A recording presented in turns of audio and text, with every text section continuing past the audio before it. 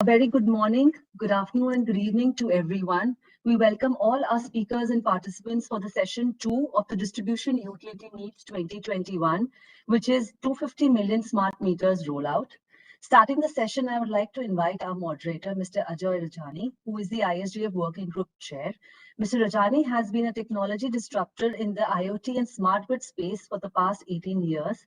He pioneered automatic meter reading and smart meters in India and enjoys introducing disruptive products into established markets. I would also like to extend a warm welcome to our chair for the session, Mr. Vishal Kapoor. Mr. Vishal Kapoor currently is a joint secretary at Ministry of Power, coordinating power sector schemes of IPDS, NEF smart grids for smart cities and piloting distribution reforms. We will be having a theme presentation by Mr. B. Sainath. Mr. Sainath is a senior solutions architect, utilities with Amazon Internet Services Private Limited.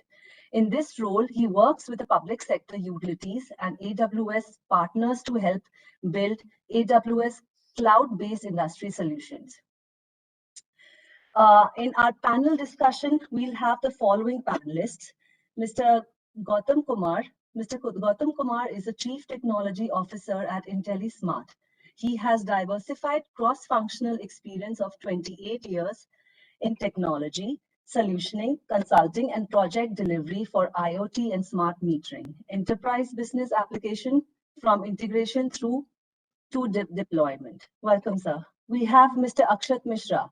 Mr. Mishra has more than 14 years of experience in utilities, chemicals, oil, and gas energy sector. His roles include business process improvement, commercial due diligence, developing frameworks for strategic insights. Welcome, sir. We have Mr. Vikas Kashyap. Mr. Kashyap is founder and director of Lead Ventures Limited, which is an independent consultancy on technology and business transformation for companies in the utilities and smart cities space. A warm welcome, sir. We also have Mr. Jitendra Agarwal. Mr. Agarwal is the Joint Managing Director of Genus Power Infrastructures Limited. He joined Genus in 2002 as a whole-time director and in 2014 became GMD of the company. As GMD, he leads from the front, formulates business expansion strategies and takes key strategic decisions for the company. And we have Mr. C.V. Srinath joining the panel as well. Mr. Srinath graduated in electrical engineering from Sri Siddhartha Institute of Technology, affiliated to Bangalore University during 1993. He holds an MBA in project management. After graduation, started career in steel industry and worked in automation manufacturing industry for about 5 years before joining the Karnataka Electricity Board in 1998. Over to you, Mr. Rajani. Well, thank you for the introductions. Let us begin right away. All chair and all the participants. It's an absolute privilege and an honor to moderate this august audience, because these are not just the movers and shakers, but the gentlemen here are the people who have actually shaped the landscape, and we look forward to them to further define how this market goes ahead.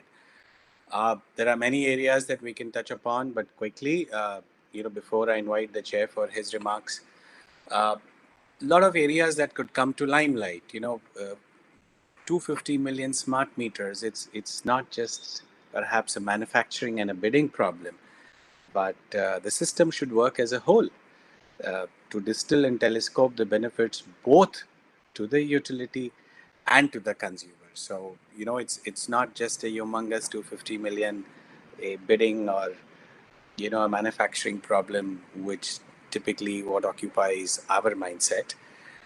The ministry, of course, has done a very stellar job in outlining the framework with the standard bidding documents. Mr. Vishal Kapoor has led from the front for the past many years, and with the learnings of the RAP-DRP, we have a great framework today, which can act as a springboard to accomplish this 250 million smart meters. A couple of points that perhaps the speakers and the participants could bring to limelight. Uh, some of them could be consumer engagement. Uh, what's more important beyond just getting the data for the utility would be to empower the consumers with the data so that they are empowered to manage, control, and know their consumption and have a visibility on that. Of course, capacity building is something that would preoccupy a lot of minds here in terms of meter manufacturing, particularly given the silicon shortage that we are having. We will look forward to, I guess Mr. Agarwal is here to have his comments. They represent a very large meter manufacturer. Capacity is one of the challenges that we would like to have his comments on. Communication is something that preoccupies, or rather would be the central to all these plans. If I may kind of put the cat among the pigeons, we need to see good homegrown, communications solutions providers. If I may just take a case in point, uh, one large northern Indian state, when they had challenges, we cannot have support being given from Europe and America for our field conditions and deployments and challenges here. So that is something, I personally, as a communications person, would look forward to hear, some of your thoughts around that. Uh, of course, one of the key things is, the questions are, it's something that the utilities also grapple with. Do they go in for part of the RFP for part of the state or perhaps the entire state? There are challenges there with multiple RFPs covering the state. We actually end up creating, it's something my colleague Mr. Gautam Kumar mentioned in my earlier conversation, we end up creating islands of backend system.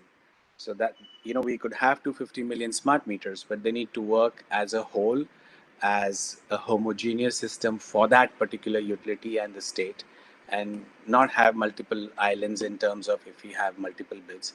These are some of the thoughts. And of course, we need to also have a larger number, a greater participation from the AMI, Advanced Metering Infrastructure Service Providers. Uh, I guess these are some of the points. Please expand the framework. And without much ado, I would like to invite, an absolute privilege to have Mr. Vishal Kapoor here as a chairman, for him to address his remarks and begin this. Thank you so much, gentlemen. Mr. Kapoor? Mr. Rajani, Mr. Kapoor is likely to join in a while. We're still following up with his Okay. office. Actually, he was there in the inaugural, so he had shifted the meeting, which was in morning to afternoon. So we will try to have him, but please continue with the discussion. All right. Of course, the pressures of the ministry. Of course, he's right in the middle of all of that thing. So I guess what we could do is we could call upon the first speaker. I have laid the framework of the remarks and waiting to hear from all of you. And perhaps we could begin with Mr. Sainath Bandakavi. Mr. Sure. Sainath, Thank you so much. without much ado, please, stage is yours. You're welcome. Thank you. So can you hear me and see the screen that I've shared? We can hear you. We'll just wait for the screen to come. I'll just give you a confirmation as soon as it's there, sir.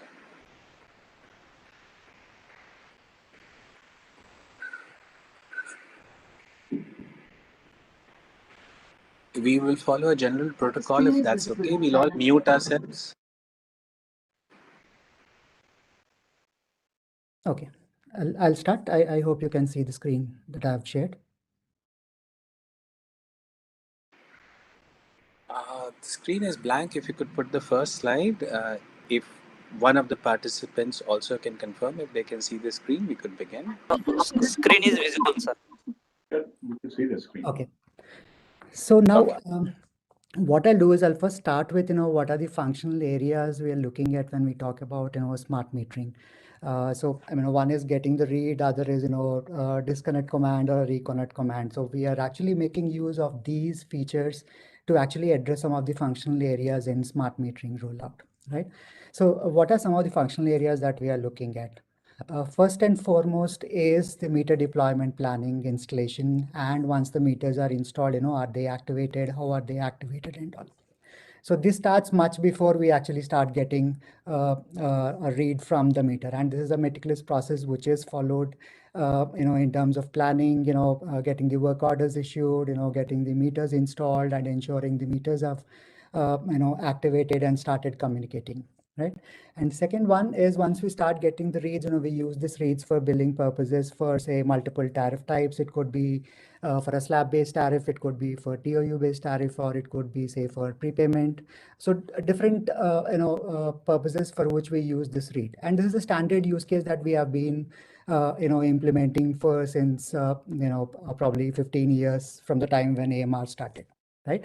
But there's more to it than just using the reads for billing. Some of these could be like, automating connection changes using AMI reads, right? Say some customer comes and asks for, or calls up and asks for, say, I want to move out of this particular premise, right? How do we automate this process? One customer calls up and says, I want to change my category, say, from residential to commercial without change of meter. So how do we automate these particular, activities without manual intervention? So probably there would be manual intervention, but it would be more exception cases. So how can we look at such use cases as well in the functional areas? Other areas could be around, say, potential fraud detection. So one is in terms of the alarms which are coming from the meter. Apart from that, there is a lot of indirect analysis which is also done on top of these alarms and the reads. For example, there is an outage after a meter cover open, right?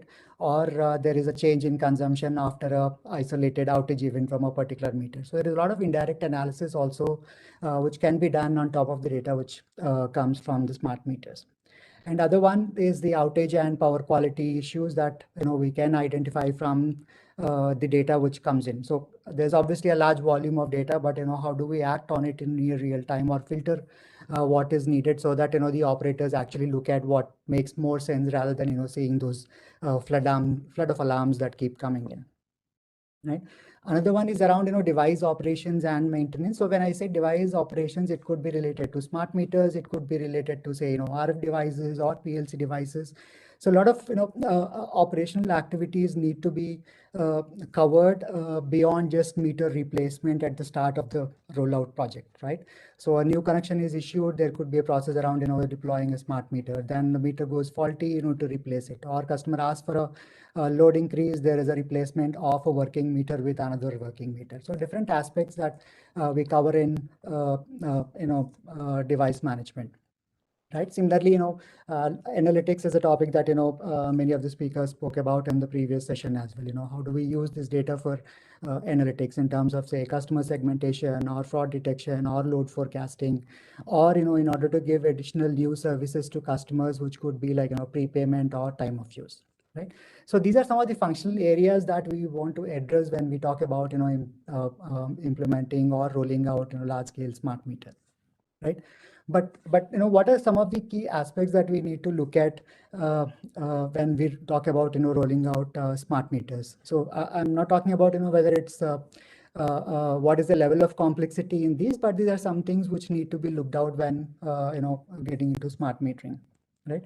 One is there are tens of business processes which will undergo change. So it could be related to customer care, it could be related to metering or meter installation, meter replacement, new connection, reading, billing, a lot of processes which undergo change. And if you look at business units which will be involved, who will be impacted with this, there would be a lot of them. If you look at one single process and look at it from a typical business process swim lane actors perspective, you'll see that there will be at least two or more actors who would be involved in all those business processes. Right. So when we talk about changes in these business processes, there is a change management activity which needs to be done within the utility and outside the utility for consumers. Right. There would be a lot of changes, like in our conventional way, if we don't get a customer's read, we probably take a 6 months average and generate an average bill to him and give. But when we talk about smart metering implementation, the way we run the estimation methods or the way the average bill is calculated is totally different. Right. So we need to tell customers so that they also understand that these are the changes which are coming up. Or the mass rollout of meter replacement, which happens, it shouldn't be a surprise to customers that someone suddenly walked in and said, we'll replace your meter. Right. So our customer outreach programs or customer education, internal education is something which needs to be done as part of this change management activity. Another one is in terms of transition management. So when we talk about change, obviously transition is something which will come up, right?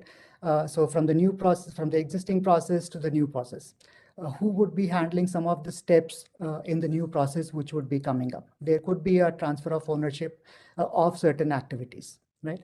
And there are also, new types of assets coming up, and who would own those particular assets, right? Say if we talk about, say, smart meters, or if we talk about, say, SIM cards, or if it's a RF based network, who would own those RF devices within the organization, right? So the ownership of those assets also needs to be maintained or identified so that other related activities are handled thoroughly, right? And this calls for training needs. So when we say training needs, it's across processes, it's across devices, or it's across applications or systems that we are implementing. It could be an example could be that suddenly if I take the example of, say, an average bill which was given to a customer, right? So a customer would call up and ask the customer care executive saying, please help me understand how you arrived at this average bill. For the customer care executive to explain how this come out, the consumer care team also needs to be trained so that they understand how this works, right? Or if, for example, a meter read didn't come for a particular customer for, say, continuously 2 months, you might want to do a manual read by going to the site, right? So the meter reader might find it different from how a conventional meter is read. Probably this has smaller digits. Probably this has a brighter LED light inside it. So such kind of trainings are something which are very important, which needs to be carried out as part of these rollouts. Right. And another important in terms of inventory handling across meter rollout and the O&M process, right? So one is the warehouse capacity. When we're talking about millions of meters of rollout, our warehouses huge enough to handle that capacity. And from the warehouses, we might be sending it to individual stores within, say, areas or towns. So are they big enough to handle that capacity? If it might be the responsibility of the vendor doing the installation, but they also need to plan for to handle that amount of capacity. And it's not just smart meters, but there would be meters which would be removed from site and again brought back, right? So you need to look at probably double the capacity to handle that inventory. Right. Similarly, meter testing procedures. So one is the accuracy test that is done. But when we talk about smart meter, are there some of the other additional tests that need to be performed on smart meters to say that a remote reconnect works well, or a remote read request works as per how it is supposed to work? Right. So a lot of these, in fact, in the forward planning is another thing. How do they plan the requirement of the new meters that need to be procured in the coming months or the coming year, right? So these are the aspects that need to be looked at from functional perspective. And from technical perspective, when we say multiple business processes, obviously multiple applications come up into picture. It's not just, say, head and MDM that we are implementing, but there are tons of tens of other applications which are updated. Billing for sure is something that will be enhanced. Or similarly, a utility might be having a different application to capture the PQ related complaints, or say outage management could be another one. So the important point is that when we are looking at planning a smart metering implementation, we should look at planning from a holistic perspective so that the existing utility systems are also updated and the timelines are in line with how we are planning to roll out the smart metering. Right? We get the data in HES and MDM doesn't mean that we are done with the implementation. So unless the data is used to address the functional areas we talked about in the previous slides, we are not making best use of the implementation. So timeline management is a very important aspect so that the dependencies are tracked well and the enhancements happen at the right time. Right. Other aspect is in terms of variable workloads which would be there. Right. So the head-end system might be overloaded middle of the night, right? Or the metadata management is processing in the morning for a bulk of, say, VE processing, or it is processing throughout the day, or billing is loaded in the night. That is when it is requesting reads from MDM. Right. So there would be different kinds of workloads for different applications that we need to look at when we are implementing the smart metering applications. Similarly, data ownership is another point that came up in the morning session as well. So there could be a lot of new data sets that are coming up. It could be, say, the meter images. It could be the accuracy data that you're probably capturing when you're installing a new meter or removing the old meter, or the geo coordinates which are captured at the time of, say, meter installation. Who would own this data? So are you sending it to GIS? Is the GIS team willing to own it? Are they willing to maintain it over a period of time? Or will it lie with, say, the connection team? Who would own it? So that's another aspect that needs to look at on the new data sets that are coming up and who would own that data, right? And obviously the huge volume of data which is coming up as the installed meter base is increasing and the meter data is accumulating over time, right? And when we look at these points that need to be considered, what are some of the technical considerations that we want to look at when we are rolling out smart metering applications? Right? So one is, performance efficiency is an important point. So we could look at, the variable workloads that we talked about, and how do we ensure that the performance requirements are met? It could be like scaling up from implementing or installing 50,000 meters to going up to millions of meters. How do we ensure the applications can scale up? Can we look at new things like serverless architectures? And we also look at more purpose-built databases. If we are using the data for analytics, it has to be a different model. If we are using the data for metadata management, it has to be a different model, right? So this is something that we need to look at when we need the performance efficiency to handle the million scale that we are talking about here.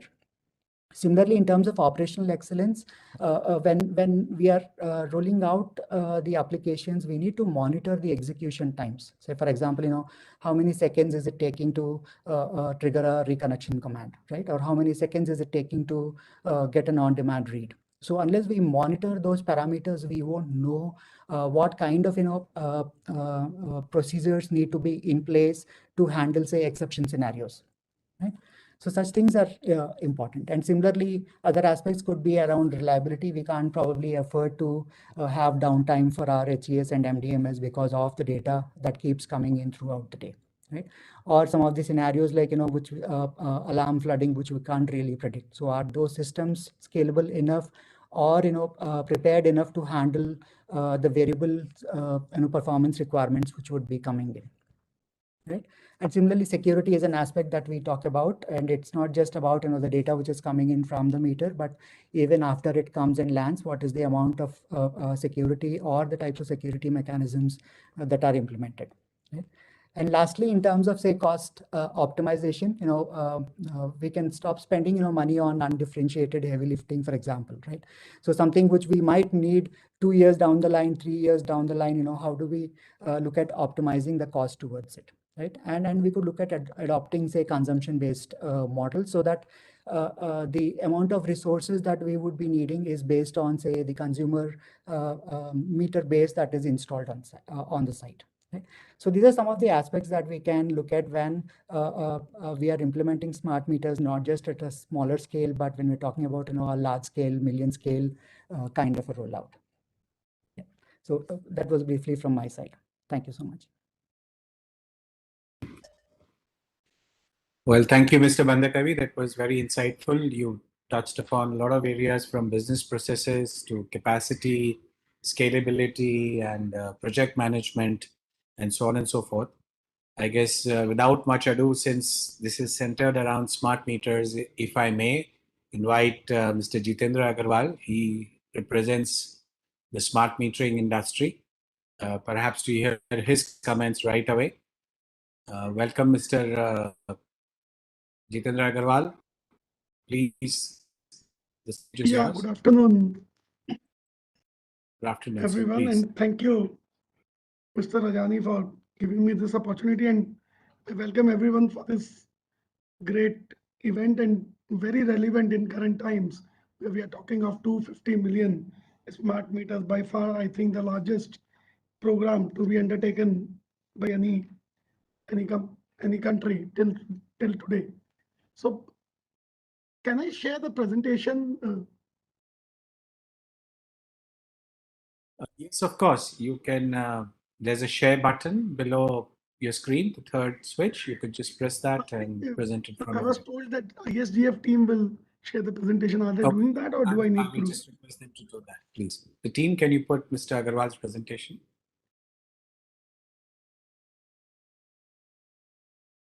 Yeah, that it is. Thank you. So I'm just going to touch a brief about the company, just to give a heads up what is Genus all about. And then I'll talk about the challenges and suggestions as a meter manufacturer for this very ambitious plan of the government of India. So just to give you about heads up about Genus, that Genus is the largest metering manufacturer in the country with a complete backward and forward integration manufacturing plant. So we have 70+ million electricity meters installed in India, which is by far the largest by any company in the country. 10+ million is the production capacity. So we're very well placed to be one of the major players in this rollout. Manufacturing plant in 3 states of the country and a lot of capacity available to do this work. Very good active manpower, and R&D lab is recognized by Government of India. And we are a CMI level 3 company accredited with various national and international certifications. So we are a one-stop shop for any kind of smart metering solutions. And Genus is one company which is not only a meter manufacturer or a supplier or a design, we provide end-to-end solution in AMI space. So just a heads up on Genus. Second slide, please.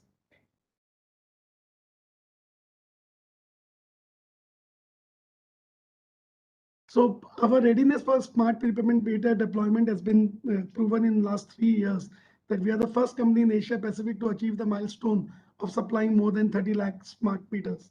So more than 3 million. So which speaks of our preparation on this particular deployment. At present, our production capacity stands at 1 crore per annum. And to speak about the industry, Indian metering industry has always been a very matured metering industry, and our capacity as a domestic industry is more than 10 crore, which is more than sufficient to take care of this ambitious plan by the government of India. And this capacity can be further ramped up based on the demand. So we are the class 1 local suppliers as per DPIT definition, and local content in our smart meters is more than 60%. So we are very proud, not only as Genus, as metering industry, that the local content of our smart meters is more than 60%, which is in the class 1 definition of the government of India. So we as an industry very strongly support the Honorable Prime Minister's vision of truly make in India or made in India. So we have experienced execution team as Genus for meter installation, integration, O&M and field support. We are already undertaking a couple of projects in this country which are going on very successfully. We have demonstrated history of successful supply and installation of smart meters in various ongoing smart meters AMI projects in India. Be it Rajasthan, be it Tamil Nadu, a lot of projects we are already undertaking and they are doing pretty well. And to impart training and capacity building session for DISCOM, we have signed MOU with Tata Power recently. This is we have been talking about the preparation of the people in the country, how they will take care of smart meters when we are talking of such a large deployment. So in this regards only, we have already done a tie-up with Tata Power, where one of the leading utility of the country, along with a leading meter manufacturer of the country, together will impart training to all the personnel of utilities. So how they can maintain this very large deployment. Next slide, please. So these are some key suggestions as a leading meter manufacturer of this country. So what should be done to achieve this very ambitious plan? The availability of electronic components, particularly IC, is a challenge in global market. We all know about it. We have been reading about it across the globe. We all have been reading, knowing about it. So it is very important that a clear demand roadmap is, the sooner we decide, the better preparation can be done. So it is not that the ICs are not available at all, but you have to plan them well in advance. So a clear roadmap is the most important need today to successfully implement this ambitious plan. The AMI SBD allows bidder to participate in bid without BIS license. These are some of the suggestions as a meter manufacturer. We strongly feel obtaining the license post-award may delay the project. If you don't have a BIS license, you should not be allowed to even participate. And there are more than 34 companies who have the BIS license available. So why do we need to make it, why do we need to delay it further? As per SPD, there is dependency on third-party lab, which may cause delay. The fact at presence of utility inspector should be continued. Well, we should do factory inspection at the manufacturer's premises itself, so that this work is continuously going on smoothly.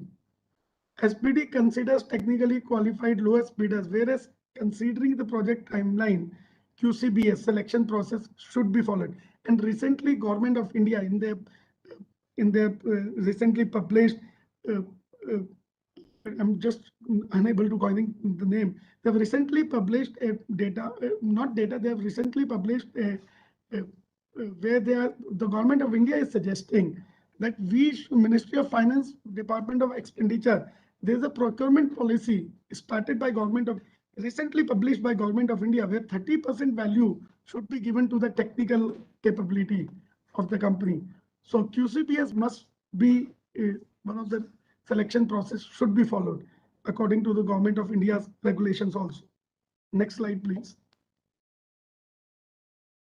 So in our opinion in SPD, due flexibility should be given to utility for customization also, as utilities has learned certain things the hard way based on consumer nature, demography. They have learned it a long way. Well, this country has already deployed more than 250 million electronic meters. Well, just imagine when we started this journey as an electronic meter manufacturer in the year 99, 2000. In 21 years, the country has completely shifted from electromechanical meters to completely tamper-proof electronic meters.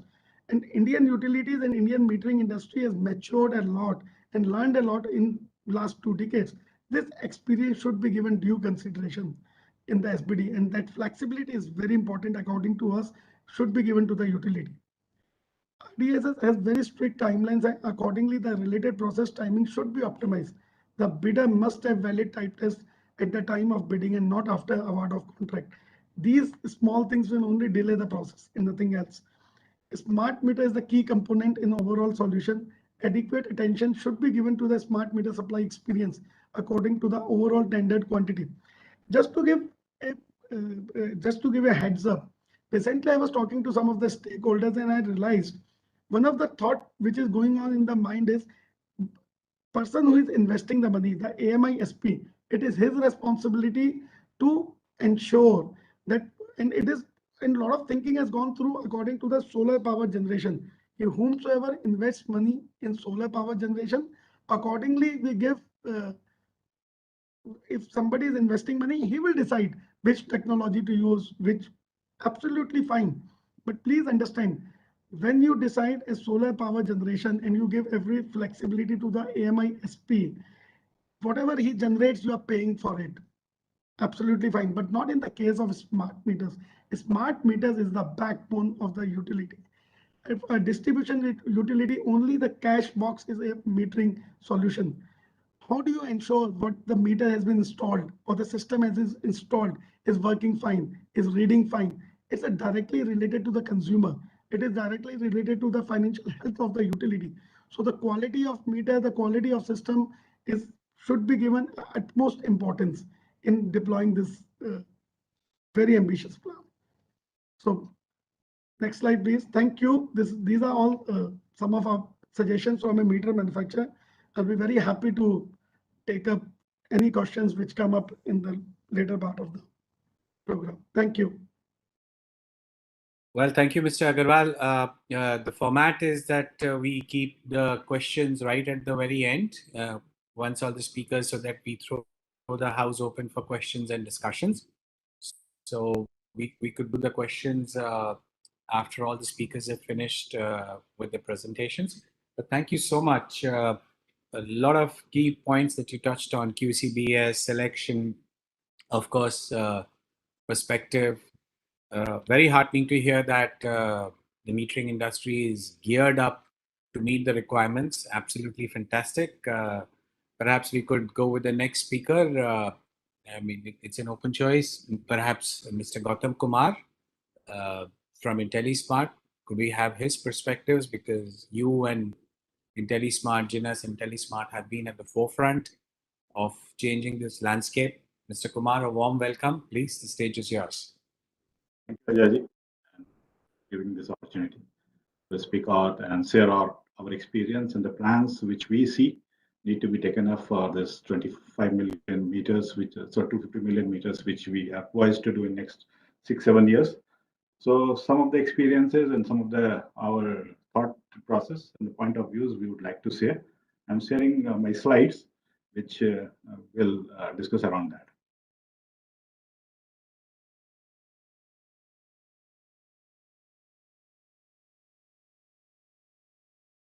Hope this is visible.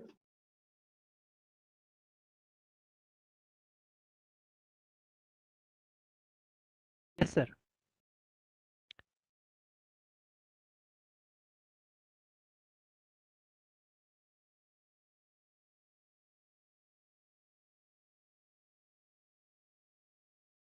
Is it visible?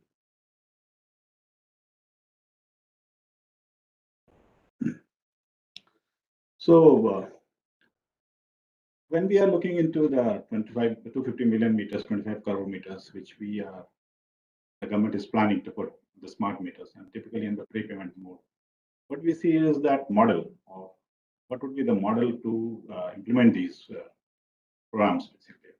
Completely, when we look into such a large size and the investment which need to go in, and in the same time, the commitment which has to be there for the long time period of, I think, 10 years or so, we need to see whatever projects are being placed, they need to be looked into for next 5 to 10 years, minimum 10 years, I could say. So when we look into the best model comes out is the OPEX, right? And there are CAPEX models are also there. So normally when we look into this amount and looking into the investments requirement and the cash availability with the DISCOMs, we see that the OPEX model is something which is the way out for implementing these large programs. And something is coming out in recent time, and along with the SBD, the new SBD, the concept of TOTEX has come, where some investment is coming from the DISCOMs also. So that will give certainly a more reprieve in terms of, and some involvement from the DISCOMs also, and reprieve in terms of the monthly payment, which is associated with the OPEX part. So that is one of the things which we see that the OPEX is the way, OPEX or the TOTEX, basically some portion as a CAPEX and the remaining as a OPEX is the way out. In this scenario, we see that our experience also is that the DISCOMs have good control over the project and the performances of the implementer. So they keep, and there could be a continuous improvement which can come out with this involvement of the AMISP along with the DISCOMs, and as the payments and other things are related with that, along with the investors also. So they keep on looking into implementing new ideas, continuous improvement would be there. So second point is that with these models, when we go in the OPEX, the size of the projects could be larger, and at the same time, the economy of the scale could be achieved. Cost, which is certainly the large ones which we have seen, the ESL projects, and the cost which has been there, the cost which has come, and the DISCOMs are having the rates which is really have benchmarked the industry. So that's where we see that this is the model for the coming time for the implementation of these 250 million program. And here we have to see that the end-to-end responsibility goes into the AMISP, and along with somewhere DISCOMs need to be involved in this. So coming one, in the same time when we look into this deployment and in this fast pace, Mr. Agarwal has mentioned about that how much time it has taken. In the first phase, and I'm also associated with the metering industry in my past.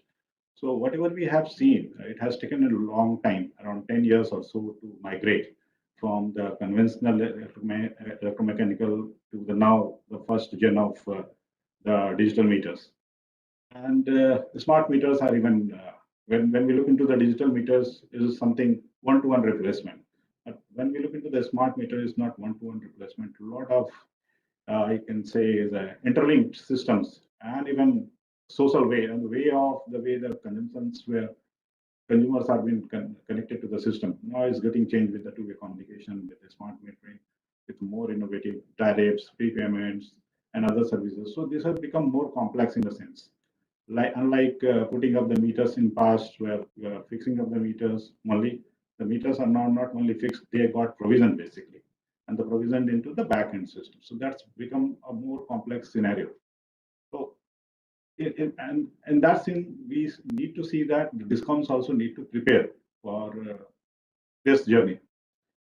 There are large tenders which are coming in so far to our list. We have seen some of the around 8 million meters. We could see the tenders are already in pipeline. DISCOMs are coming up with different models. Modes are some of them OPEX, some of them CAPEX. So there are some of the list you could see what is in pipeline today, visible to us and notified. But what we see in the same time that this beats, at least the whole construct need to be a clear one. How to get the agencies engaged, and the right agencies with the right contracts need to be there. Our experience goes out on the if you don't have the right contracts, if you don't have the right bidding, in the long term, when we start doing the deployment and getting the benefits, and that's where the whole problems comes in. So what we see is that the construct of the bids needs to be right at this moment. So we are seeing that the bids are coming in bits and pieces. So I mentioned about that creating the backend islands, about MDM and RMS as a different bids, meters as a separate bids. So AMI, I can say, is an integrated system. So we need to look into a very integrated fashion how these bids need to be constructed and to be done. Then further to that, there are some restrictive and preferential qualifications which are coming in for qualifying into the bids. This is an investment area, so we need to see that right investment and the people who have the right mindset and bound for this sector basically need to come in and qualify, because investment and make consortiums and deliver such projects. So this is basically a mix of financing, mix of technology, mix of field activities. So so that all need to be there. Then only the projects can be delivered successfully. So restrictive, the QRs should not be restrictive. Right? Further, and one point in all these bids, we have seen that sometimes we say that only these category of customers or a pocketed geography has been defined. In a mass meter replacement program, when we look into it, has to be in a supreme manner, or at least there should be a I can say strata-wise fixation should be there. How we would like to basically go for the replacements. If we don't plan out properly, we will have isolated packets or isolated systems or very discrete systems which come on, and later on there would be difficulty in integrating them all together and bringing a common or a experience to the customers. Further, another point which is the timely payment schedules, so that these projects can run. The investment, because a large project in the OPEX project, investment security need to be there. These need to come as an investment security mechanisms need to be there. I think SBD is addressing this issue to a level. And one more point to which we need to ponder on industry is that what should be the realistic performance requirement? Can we 99.9% or 100%, or can it be 99%? So we need to realistically define the performance requirement, because if we don't do it, the whole cost will not be come to a right perspective. If we are saying 100%, possibly the cost of making that 1% out would be very difficult to find out. But for that 1%, we need to see whether we should be keeping the things in the right perspective, what the system can achieve. This is a system which we have to see what the system could achieve and the performance criteria and the associated penalties. The projects is not for penalties, but penalties are there to improve the performance, and performance need to be certainly, I can say, commensurate the systems which we are buying or we are putting. So that's one of the requirement I do see that we need to look into. Even the SBD, this again need to be looked into the industry, and whatever results we are getting from the various systems that need to come in. Further to that, when we are looking into the implementation part, so a lot of preparedness has to happen. Mr. Agarwal has mentioned about the component, right? So we are also facing this trouble that component supplies are delaying the meter supplies typically, and the field rollouts are hampering. This is and the delays have been increased from 8 to 10 weeks in the past, now 24 to 50 weeks in some of the components, and the meter supplies are really, when you are planning an engine which is such a large one to drive through, say, if you look into the number of meters which we need to put every day, if we don't feed the teams who are we are creating in the field, the whole program will not be successful. So that we need to see how we can secure our supply chain if we want to do this in time. This is one of the key areas to see that supplies are secured. Certain part is that resistance from the customers, and DISCOM legacy systems are in process of upgrade. Till we have to make these systems upgraded as soon as possible in the same way the programs have been planned out. So there's another area which need to be looked in. If the legacy systems are very old and they are not matching up with the new AMI systems, so their upgrades need to be decided by DISCOMs as soon as possible and fastened up on that part. Now, another problem which we are looking into is the variation and add-ons on. There is no uniformity in the specification of the meters. So a lot of changes are happening across the DISCOM. So that's where supply is also getting impacted and certification is also delayed. Payment defaults is also an issue where we do see that how to secure the payment if you are doing an investment, and getting the right investment at the right interest rates are sometimes very difficult. Communication is an area certainly which Mr. Ajay has also mentioned about. That's very critical and the crucial point. Recent time, the sunset of the 3G has caused a lot of stress on the system. We need to see how we progress out, how we decouple the devices with the communication. Certainly, technology agnostic solutions need to be there if we want to keep take away the risk of the obsolescence of the communication or the cost to upgrade. So that need to be worked out very soon, and there should be some level of industry should be doing something on that side as fast as possible. So the piecemeal projects are also hampering the scale of economy. There is there has to be somewhere a thought where large projects they need to come out at a time if you have, and it may be in a schedule and a scattered manner, but the bids need to come out in large quantities. Then only planning can happen. So some of the experiences which we have, we are also tracking out what is happening around the world in the large implementation. UK story, we all are quite aware of how they have done, how they have centralized their backend, which is a complex system, and then decoupled the metering installation after the Smith 1. The Smith 2 program has quite been different than what was in Smith 1. So DCC has been created where they are the sole agency for the backend systems. Meters have been now put in by the asset providers basically. So they are the way decoupling it out. Though our country is different, we are too large, federated in that sense. But some of the learnings we can always take. So these learning we need to, when we are doing the large programs, we need to look back into what had happened in the world and take some of the cues from there and take the good part which we can accommodate in our program also. So similar thing which has happened in the Malaysia also. Here again, one agency has been defined. They are putting up the structure, putting up the things, and the deployment has happened a lot. A big deployment has happened in a very fast pace. Japan is another example of putting 2.9 million meters in a record time, even before the scheduled time. They were planning, they have crashed their timelines from 2023 to 2020 and put 29 million meters in record time. And they selected a hybrid model of communication, tested it out initially. A lot of testing has happened, invested a lot of money and a lot of time into that in initial stage of preparation and the planning, and then gone for the deployment plan. And they could crash down their program from 10 years to now 7 years.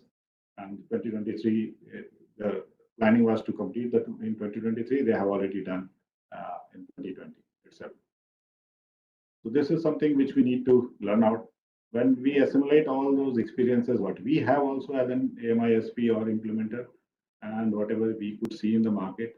So we also see that there are 4 areas which we need to focus on. As in India, when we are poising for such a large deployment, so we need to also take some of the, like making a national program framework basically, and governance model, which all the states or the people who are participating into that, the agencies should follow it.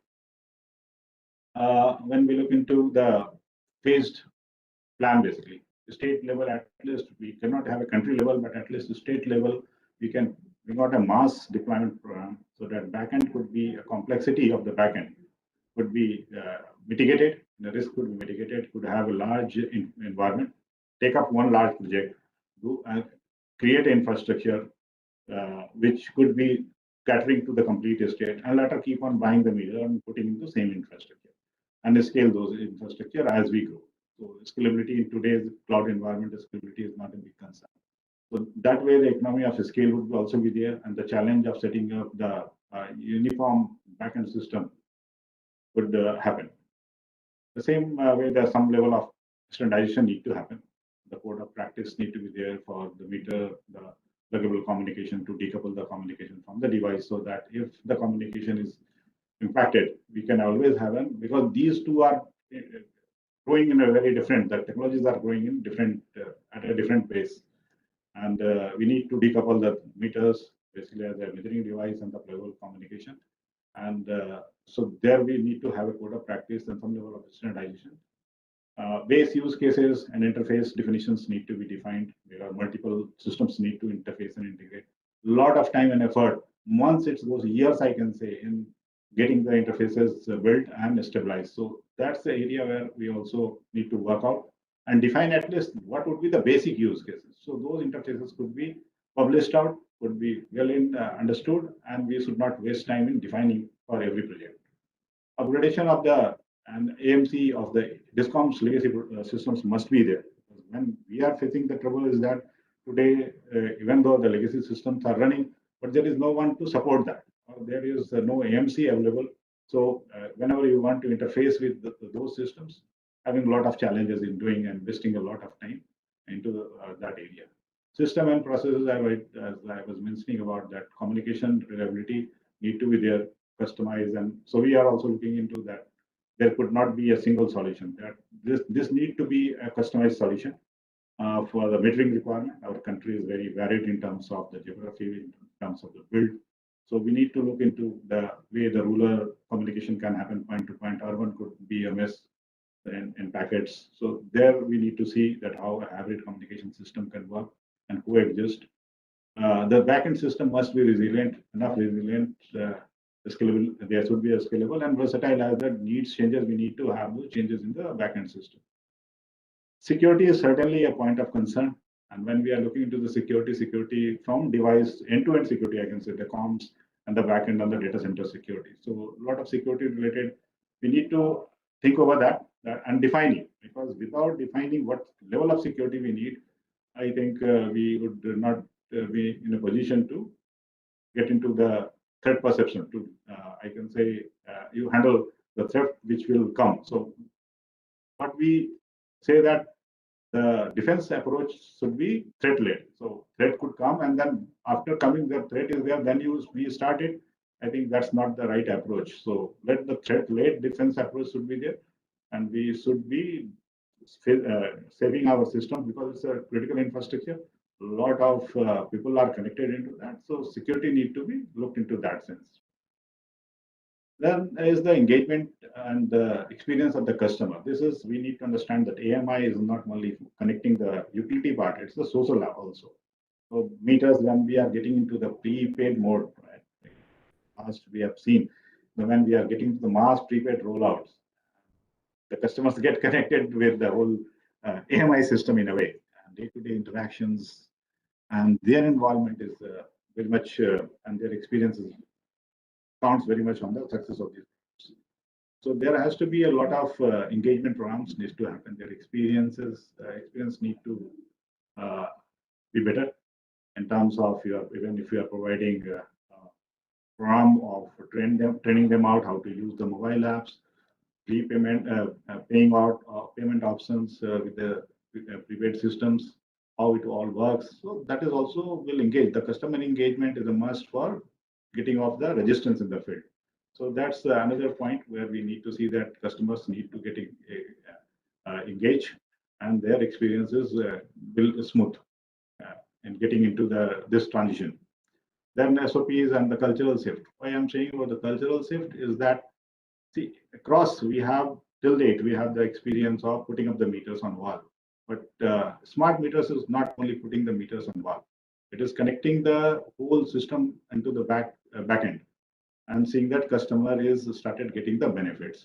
Till we don't do this, the whole purpose will get forfeited. We fix up the meters, but the people who are involved in this whole value chain, they don't have that sensitivity towards that the meters are also need to be connected back end and confirmed back to the customer. That whole cycle is done. So there where we have to be very sensitive, the cultural shift to be there. The people who are involved in putting up the smart metering, provisioning of the system, they need to be shifting their way of looking into the deployments. So that's we see that these are the 4 areas which we need to work to see that these programs are successful. So that's from our side. Right, sir.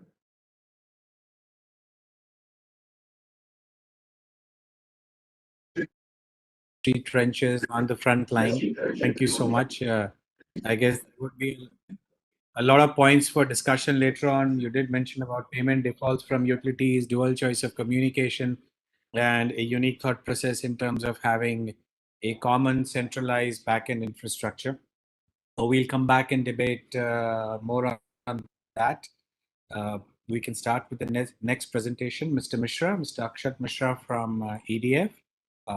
Welcome, sir. You could start your content, sharing the presentation. Welcome, sir.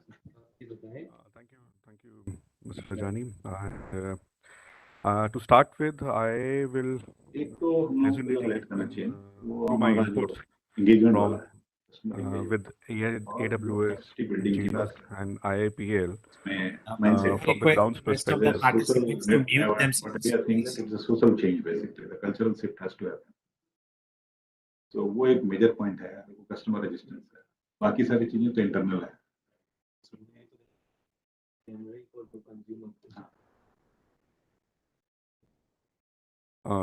Okay. So, well, I just wanted to say that with the experience that we have from the ground, we will be resonating the inputs that have been provided by AWS, GNAS, and IIPL. But first of all, I would like to thank ISGF to provide EDF an opportunity to present in more detail the company EDF, provide our feedback on the Linky smart meters project, which is deployed in France, and to share with you the progress of the India smart meter project in the state of Bihar in partnership with the ESF and IntelliSmart. To start with, I would give some brief on the EDF as a company. So the group EDF is involved in the entire value chain of power generation, transmission, and distribution.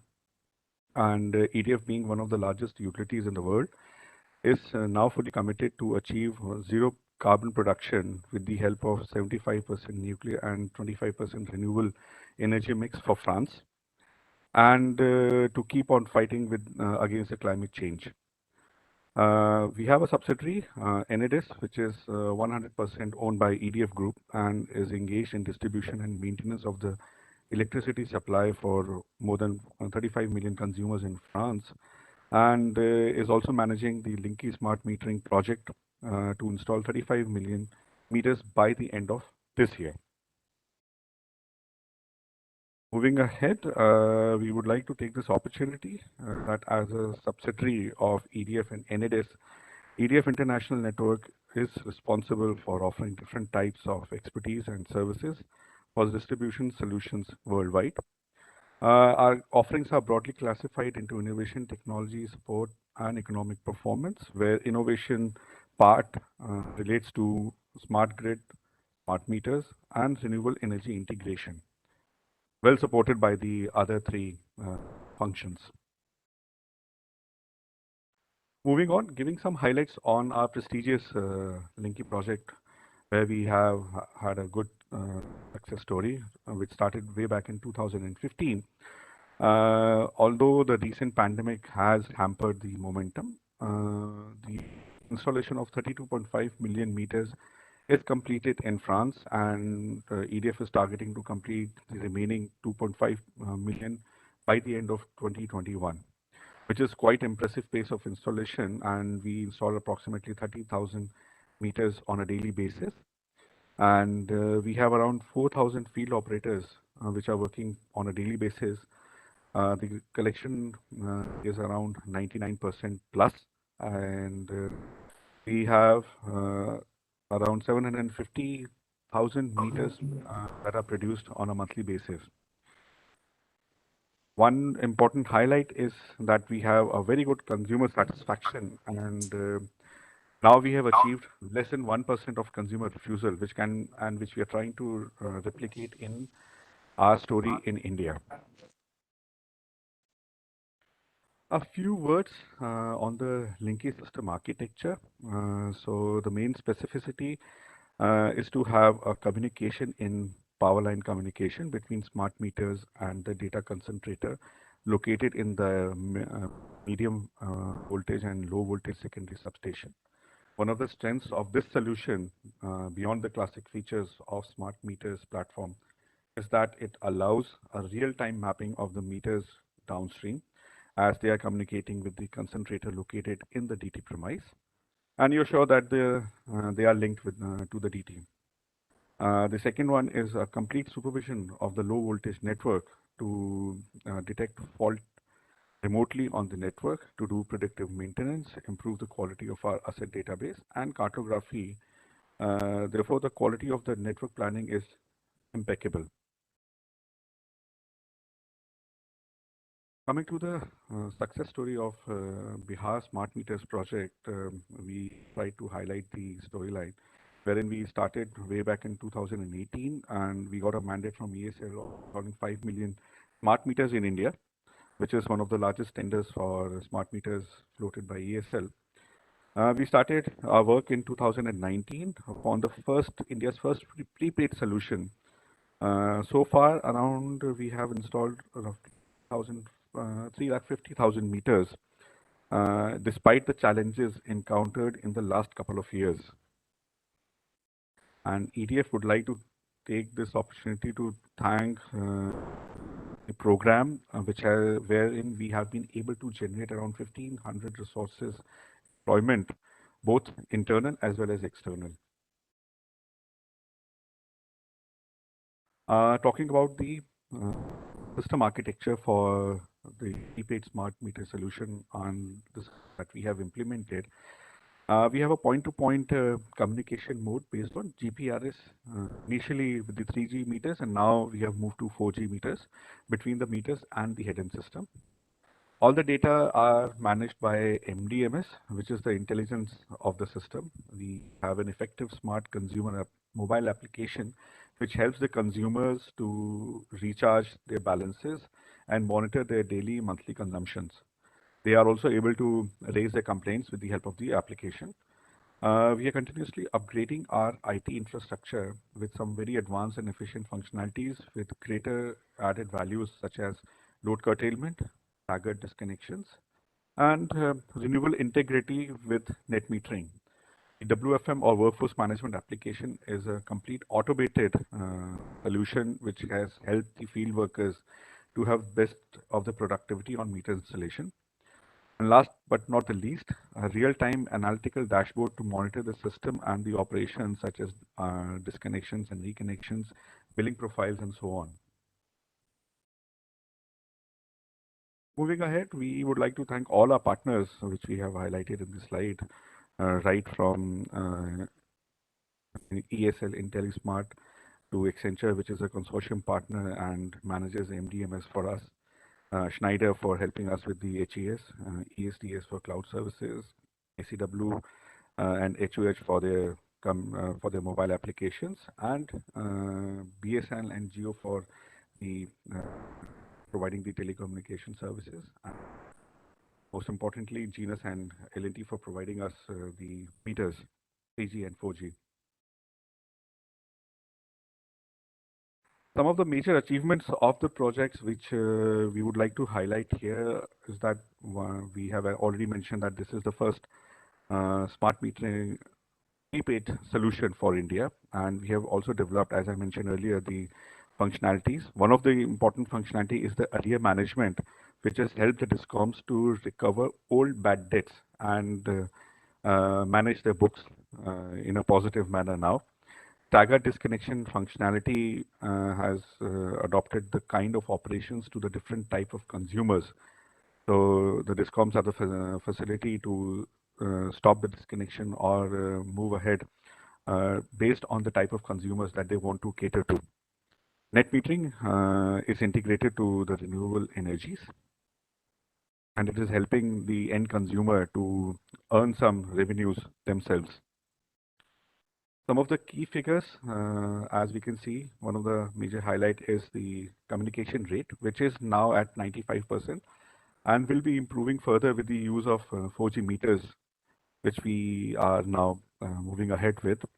Around 200,000 remote disconnections and reconnections are catered to with the help of the AMI solution on a monthly basis, and 13 plus million parameters are retrieved on a daily basis.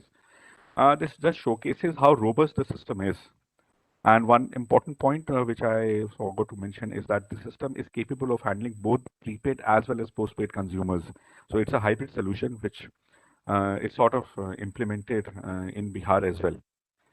And if I must say that the DISCOMs have seen a jump in their revenue with almost 109%, which is quite impressive. Coming on to the last slide of my presentation, we would like to highlight our global experience in smart metering and AMI solution, which from France and our first steps in India. That first is learning from others, and thanks to ISGF to play a key role in the matter. And we think that India is already advanced in the AMI deployment process. So the learning from our own project and other projects has more or less already been done. But since we are moving ahead and we have to learn further, I'll say that Europe, which already has around 50% of meters converted to smart meters, and France, which already has more than 90% of the meters converted to smart meters, the expertise can be adopted from these two areas. And one of them is the long-term strategy and a long-term plan. So in short-term period, you will have an increase of revenue, but going forward, we'll have to monitor the renewable energy integration, and we need to offer new services to the consumer. And it is always good to have a plan and think about all the use cases which will come at a later stage and which will help us in serving the consumers in a better way. Standards and operability and the choice of technology are key, because this will help to ensure that our solution will be maintained in a long-term period and take advantage of the new features that will be developed at a later stage. And EDF, with the help of this program, I'm so sorry. In the end, I would say that other important point is to prove in parallel the distribution infrastructure, particularly the neutral availability and also the quality of data. And it's very important. And we can see the efforts from our DISCOM partners, Bihar DISCOM, which is very proactive. And the entire team is working in the same direction to reach the targets. Training the staff and preparing the transformation is also key to ensure safety, quality, and commitment. Consumer awareness, as mentioned by other panelists also, is very important to secure acceptance of the consumer and reduce on-field refusals to ensure good productivity of the field workers who are installing the meters. And again, I would like to take this opportunity to thank IntelliSmart and DISCOM of Bihar for their actions in the matter to facilitate the deployment. Last but not the least, sizing of the logistics, which involves supplies, dollars, operations, as these three factors intermittently are linked because the supply of meters will size the number of teams in the field and the speed and efficiency of operations. In the end, I would like to conclude by saying that we at EDF are fully committed in the project and proud to be in India to contribute to reach this very ambitious target of 250 plus smart meters with all our stakeholders in India who are actively supporting this target, and we can definitely hope for the best. Thank you very much, everyone, for your kind and patient hearing. I'll be happy to answer any questions towards the end of the session. Thank you very much. Well, thank you, Mr. Mishra. That was a good 360-degree view on your project. Thank you so much. Very lucid. We will, of course, come back with questions. We have just one more speaker to go, Mr. Srinath from DISCOM, and then we could all have a discussion and questions just right after that. Mr. Srinath, if you're here, if you could just take over the stage, please.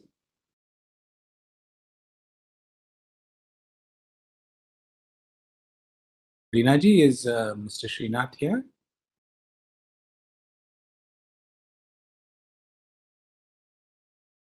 Mr. Rujani, I'm just checking with him and revert. Right. If not, then we could just throw the stage open for discussions and Q&A. Kashyap, as one of the speakers.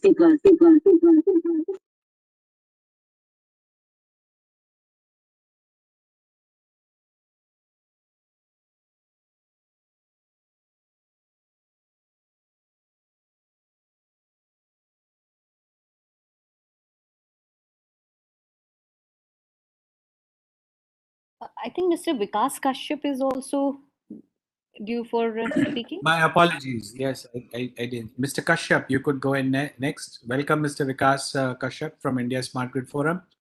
Please, sir, the stage is yours to share your insights and comments and your experiences. Please, Mr. Kashyap, go right ahead. Thank you so much, Ajay. And it's a privilege to be here today and talking to all of you. I mean, you're really in the thick of things at the moment. So I just wanted to share with you some of my experiences and the things that I'm seeing in the industry here in the smart meter rollout in India.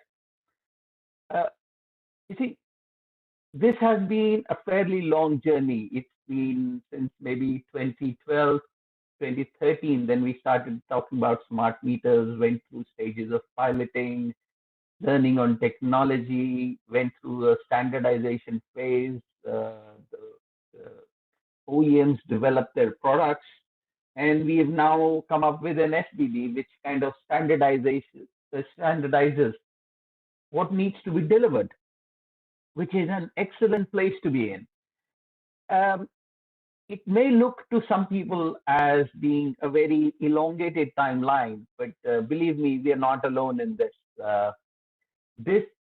Many countries, when they have gone with their plans of smart meter rollouts, they have taken their time because it is not just about technology. It's not just about putting out equipment there. It's about engaging with the end customer. It's about that process where the business and the consumer come together. And then there are expectations coming out of this that need to be managed. Yes, we could have, in hindsight, done things better, moved faster. But the good thing is, today, having reached this point in time, we are now seeing projects being put up there for bidding thick and fast, which is excellent. And the other very positive thing I see is that a large number of AMI service providers are coming forward, whether they are EPC contractors, service industry, or the utility industries per se, and even financiers who will, as we see from the experience worldwide, will be the ones leading such projects in the long term. Coming now to some of the key challenges that we are facing today as the size of the projects increase. The key challenges as we're seeing today is one about consumer engagement. The end customer who's going to use this technology, and there are certain expectations we are setting there for the consumer. If by any means the consumer is not comfortable with using this technology that we are putting out to them, whether it's about communication, it's about training, whether it's about access for them, then the whole system is likely to collapse. And this is the social aspect of AMI rollout. And this is also a big opportunity for the service providers, for the utility to be able to establish this additional mode of communication with the consumer. And like I said earlier, if this engagement breaks down, then what we will see is large projects, they will be starts and stops. And this is the last thing we can expect or live with, considering the constraints we're having on the manufacturing side, on the installation capacities, on the rollout schedules, and the cost of every element of this. Moving on from this, a number of speakers have touched upon the issue of capacity. And while I do appreciate and acknowledge that there is constraints on the side of the silicon vendors, and we need longer term horizons to plan manufacturing capacities. But believe me, considering the humongous task of 250 million meters we have in front of us, manufacturing capacity is a much smaller problem compared to, for example, the installation capacity. The very, very large number of installers who are properly trained on safety and right installation practices, they have the right tools to do the job, and ensure that when they leave the site and the assets that we are deploying on site are not only functional, secure, but are also resilient to, for example, tampering and so on. That, to me, is one of the biggest constraints we will have as the size of the projects will go up. Another issue that we need to deal with is the data quality, and I'm talking about more on the installation point, where the customer account, the assets on site, and the customer information must be brought together. If this is not done seamlessly, the big system we have created at the back end does not take over. And therefore, the entire effort could be stuck up here if this amount of data quality is not right. Another issue that we need to think about is when we talk about performance, we generally refer to SLAs and the amount of data coming through and so on and so forth.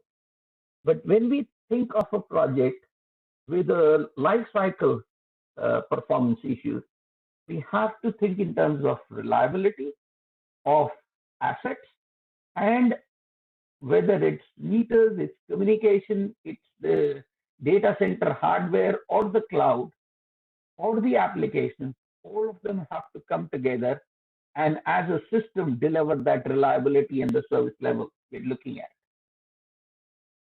Another issue is about security and the resilience of the system. We cannot, with larger systems, allow willingly or unwillingly or by mistakes or by security breaches, somebody to get into the system and be able to, for example, switch off large sections of consumers. Those are the areas we now have to build upon now. We have to make sure our systems are secure, and we have to build in that cybersecurity elements into the systems now. The reason I'm raising these issues is that while I talked about a large number of project developers coming forward, unfortunately, one of the things that we are facing today in this race to become the L1 is that ecosystems are not settling down. We are still trying that in the next project, let's say point X dollars per point again by trying a new hardware design, a new software design, a new vendor there. And this, unfortunately, is a long-term risk to the viability of the project, let alone the success we're talking about for the project. And this is an element we must encourage all the project developers and the service providers to try and work towards long-term partnerships, long-term association with technology and platforms, so that reliability over the life cycle of the project is a key target that they set for themselves. Again, if we look at it from the key stakeholders' perspective, we are now setting certain expectations there. Let's talk about the customer, the end consumer, which is essentially the focus of all this activity. While on one side, we are trying to empower them and say, you don't have to go out to handle a bill or a dispute or to make a payment. You have got an app, you can handle it from there. And many people, especially now in the urban and semi-urban areas, are very comfortable with that. But they are not going to be very comfortable if they can make a payment in less than a minute and then have to wait half an hour to be reconnected back.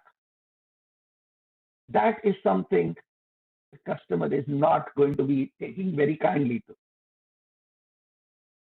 They are going to expect that when you roll out this kind of an interconnected system, that their services will improve. For example, an outage gets informed to the utility and somebody's taking care of it, and perhaps even a feedback comes to them even before they have to pick up the phone and tell the utility that they have lost the power. The other expectation today is, and this is caused by the social changes that we are seeing, let's say in the telecom space, in the e-commerce space, where the customer is looking for flexibility to say, I will pay how much I want, when I want, as per what my consumption is. I should not be held down to saying, I need to pay a lump sum of so-and-so aggregated over a 2-month period or a 1-month period or a 3-month period. And the systems that we are trying to roll out today can easily handle such issues. But it's a question of making sure the consumer is aware and is able to utilize these. The second stakeholder here is, very importantly, the utility itself. Unfortunately, in the last couple of years, because of pandemic, the fact that meters have not been read, the cash cycles have been disrupted, a lot of utility operations have suffered. But this is a lesson going forward, that if we do bring in systems like this, we are not dependent on physical contact, physical visits. We can do a lot of these actions remotely, and therefore this disruption in supply is something that we can easily handle. Having said that, a utility needs to also clearly lay down what are the key success factors that they expect to get from a project like this, whether it's more about loss management, whether it's an operational improvement, whether it's improvement of services to customers, whether it's about managing things remotely, whether it's about reducing cost to manage the supply for consumers, etc. Unless they set these criteria for themselves, how do they measure if a project is successful or not? And this is something that they will need to revisit on a regular basis to make sure that what they have built and deployed is meeting the objectives that they are setting for themselves. Lastly, I would talk about the stakeholders, and I'm clubbing, let's say, the service providers, OEMs, suppliers, all together. For them, a project once tendered out should be taken to conclusion and an award should happen. And when an award happens, the contract should be taken further to a rollout of the project in a smooth manner. Starts and stops today when the supply chain is in a space where Sir, it's sorry not for reliable. interrupting you. Yes, please. We have time up, sir. I think you have 1 minute. And just finishing in less than a minute, please. If you just closing my remarks here. So a smooth rollout plan adhered to will allow us that planning horizon and will allow us to ensure that the objectives of the utility and the other stakeholders like customers are met. I hope these comments will help us as an industry to mature and grow further. Thank you very much.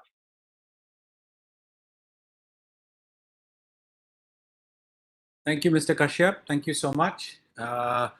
We'll throw the floor open to questions, but before that, if I may take some of the key distillations from the speakers.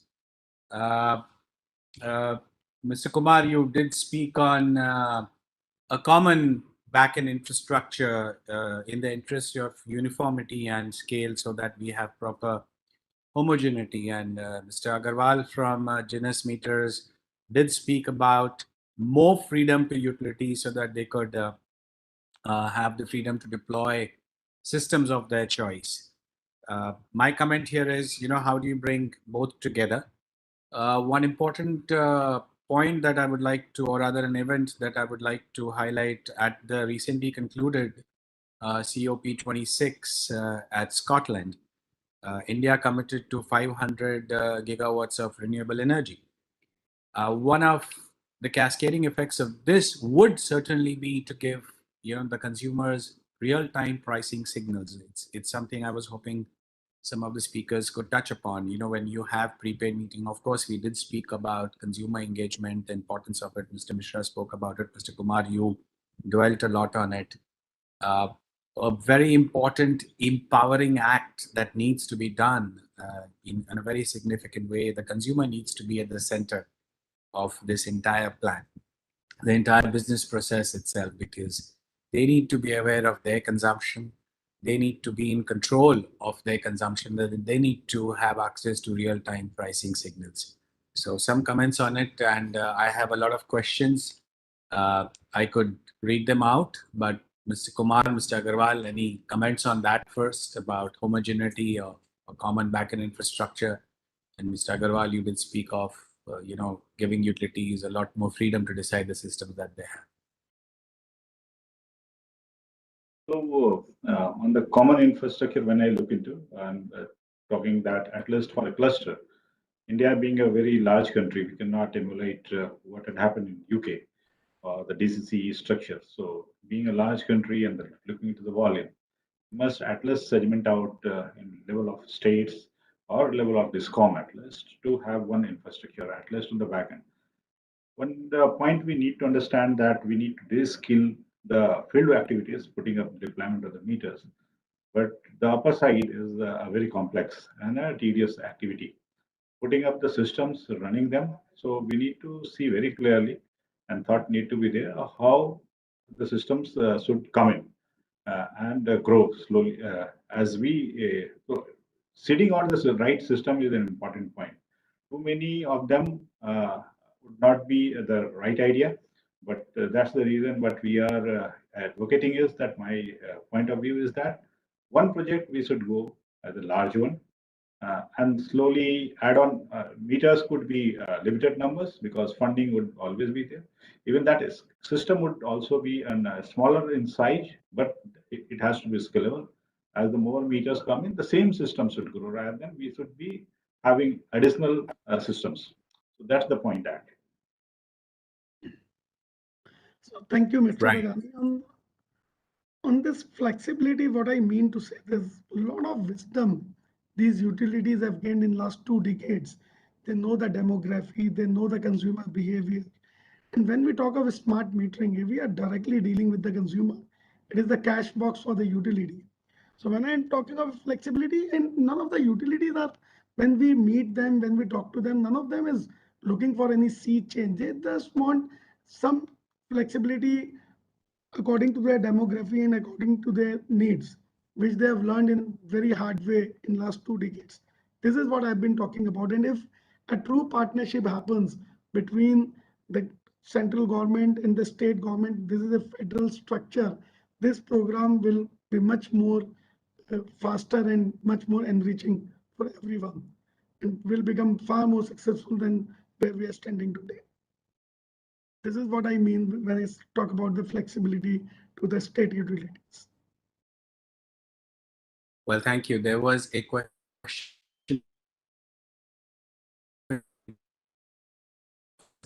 communication technology meter to API DCU that JNS has implemented for almost close to the 1 million meters that you mentioned, smart meters that has been supplied by you. Question from Mr. Harish Chaudhary. So on the communication, as I've been talking in the past also, India is not a country, it's a continent. And all kind of communication will work here. And this is what the beauty currently is. So primarily it is going to be RF and GPRS. And in some places, even PLC will come into play. So, and as of date, we are using both RF and GPRS, and our experience is very good in both of them. They have their own challenges, they have their own nuances, and you have to do it well to come out of those challenges, and both are doing pretty well. So it's a very difficult question from for a meter manufacturer to answer which communication is good.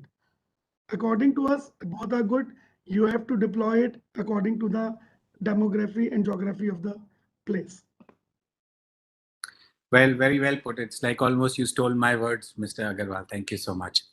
Having said that, Mr.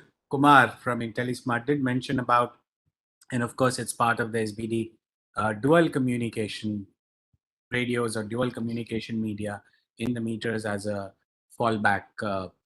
Any comments from you or any other participants on that? So As the point a is, robust, yeah. So point is yes, not Mr. to Kumar. have in the two communication in the same. That would be a cost. The pluggability of the communication system. That's where we see that the idea would be there. The device and the communication should be a decoupled one. So the choice of communication could always be a way where we can swap to RF to PLC to cellular as the communication is available in the ground. Right. One thing here I want to add, Mr. Yes. Ragani, that Yes. the industry takes its shape itself. Too much of defining of so many things, I think, is delaying the whole process. Leave it to the industry, leave it to the stakeholders. I believe a lot will get automatically done with the due course of time. So this is my strong point on this. Thank you. I see. No, thank you. There's something very, very important because at the end of the day, of course, we are in business and we all here want success a good way. And there was a line mentioned by one of the speakers. One of the challenges was payment defaults by DISCOMs. Now, this is addressed to you also, Mr. Agarwal, and everybody in this audience. If the DISCOM defaults on the payments, that holds up the entire investment, the future investment at risk. What are some of your thoughts around this? For someone, you and Mr. Kumar and Mr. Mishra, who have been at the front lines of the industry, what are the mechanisms? What are the framework that we can put across that assures the investment? Because at the end of the day, the entire success depends on, we are looking at AMISP largely as financial players because they are, at the end of the day, investing money and they're looking at returns. Your thoughts around that and anybody else, please.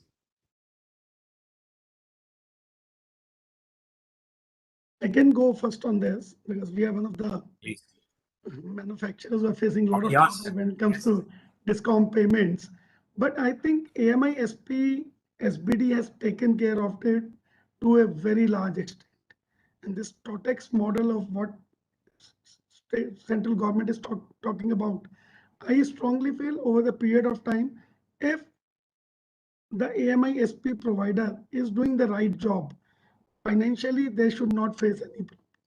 Important is quality of work done at the field is equally important. So for the utility, a lot of times they face challenge when the people are not doing quality work. They just try to brush off so many things and then they completely put blame on the utility. It is a lot of times it is two-way problem also. So once this AMISP SBD comes into the play and a lot of care has been taken by the government ensuring the payment structure, I feel if the work is done in the right way, it should take care of it. I'm very hopeful with this SBD. Right. Now, if I may lay some specifics to it, even during the formulation of the SBD where I was involved and then in my latter conversations, what I proposed, and I would like to hear comments on this. I had proposed something what is called as right of first charge to whoever the AMISP is, so that they at least automatically get paid to whatever the award is there, minus the penalty, so that it is not left to the vagaries and the moods and the management of the utility for that. To that extent, that goes a long way in garnering, reassuring, and paving the way for future investments. Because we all understand 250 million smart meters is not just about capacity communication, but largely about financial investments. And I'm happy to hear comments on this.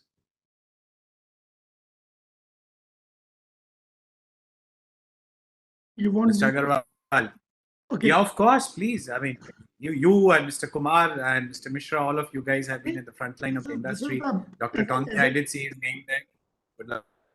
As I said earlier also, yes. I'm pretty comfortable with the current structure of the SBD.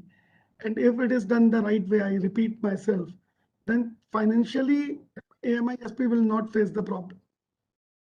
And government is giving enough support and confidence where AMISP will be paid first in hand. And this is the statement our Honorable Power Minister also made. The first payment has to go to the AMISP provider, and then utilities should use the money for the other purposes. So message is very loud and clear by the government also. Right. Mr. Kumar, anybody else would like to comment on this? Any of the participants? If any of the participants do, please first state your name and organization. That would be helpful, please. Hi, Akshat from EDF. And if I may state, I would take a very different approach because this is a very nascent stage of the entire program. And first of all, I think the confidence building with the DISCOMs is utmost essential, that they rely on the outcomes of the solution. They see the benefits of the solution. Once they are in sync with everything, it becomes a smoother ride for everyone. So I think it's the initial challenges of convincing the DISCOMs also. And we can see the story from Bihar. Initially, they were not very confident that the solutions will be reaping the benefits. But with the prepaid solution, since they have started seeing the benefits and that too in a greater extent, it has helped them to move further towards the consumer services. Earlier, it was developing the system and getting the benefits. Now they have started focusing more on consumer services and consumer, I'd say, satisfaction, which is a shift. And then definitely, as said by Mr. Agarwal, the model that should be in place to help the people who are actually building the infrastructure. Right. Thank you. Any more questions? Otherwise, here's a perspective I wanted to lay out, and not necessarily if anyone wishes to comment with average electricity billing, retail billings of over 14 lakh crore per annum. The perspective is many utilities are bigger than a lot of the banks. And as I guess Mr. Agarwal mentioned about the meter being the cash box, it's not about the meter data, etc. Essentially, the utilities, have to be like banks. And to that extent, I guess it would be in the interest, and maybe it invites some merit that they could function as banks in terms of the back-end infrastructure, the payment gateways, because the first presenter, Mr. Bandakavi, mentioned about processes, new business processes and systems. And that is something that needs to be looked into afresh with the prepayment system. Utilities would also need to function as maybe small banks or maybe even large banks with the kind of financial turnover that would happen with the prepayment system. Any comments? Or any misgivings and any questions around that? But that's the perspective. A lot of utilities, perhaps with prepayment, would handle twice the financial turnover. They would typically handle about one billing cycle every 45 days, or minimum 30 days to about 60 days. Today, with prepayment, they would be handling far larger, frequency as well as turnover with prepayment. And when Mr. Bandakavi was speaking about new business processes and so on and so forth, utilities would also need to think like banks, handling such volumes of money with such frequent transactions. Mr. Kumar, you've been on the forefront. Any comments on that? Yeah, right. There is certainly, when we look into the way the transactions are happening, and in Bihar, as Chat has mentioned about, the amount get transacted is certainly huge. And getting into some of the novel payment ways of handling with the UPIs and with the wallets, actually. When we see into, certainly, utilities have another point where they are collecting a good amount of cash on front. So that's where we need to look into the way the cash transactions.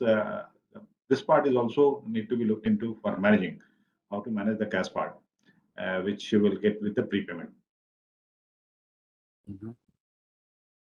We are just running out of time, Mr. but Rajani? before, I would be failing in my duty if I don't invite Dr. Tongia, my friend, philosopher, guide, mentor, and our nation's thought leader. I was about to say that, Dr. Tongia. Of course, how did you even think that I would forget you? I kept the best for last. Sorry Please. to intervene, Mr. Rajani. We are running late, so request 5 to minutes please, more, Dr. Dr. Tongi, also Tongia. please keep it brief, and so that we can close the session soon after. Sure. Thank you so much. We end with the best. Dr. Tongia, please.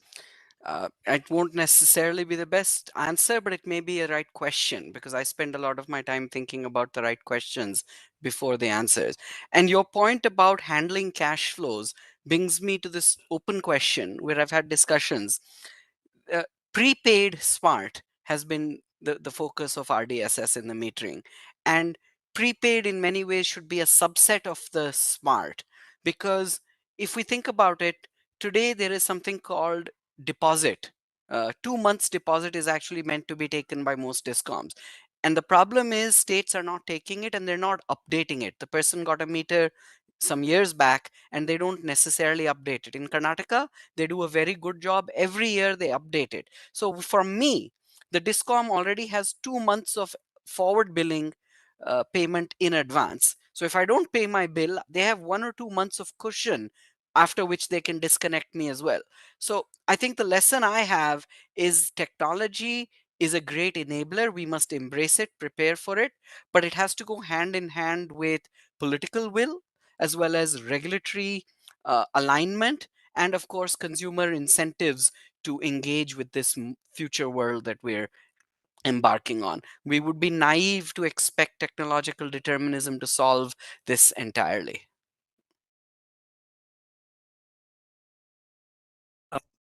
Very well said. And with that, I mean, of course, that's more question. Would have loved more participants to come and engage on that, but we will have to close this. Perhaps we could take it up offline. It's always very, very engaging, provoking rather, to engage with you. Well, thank you so much to all the participants.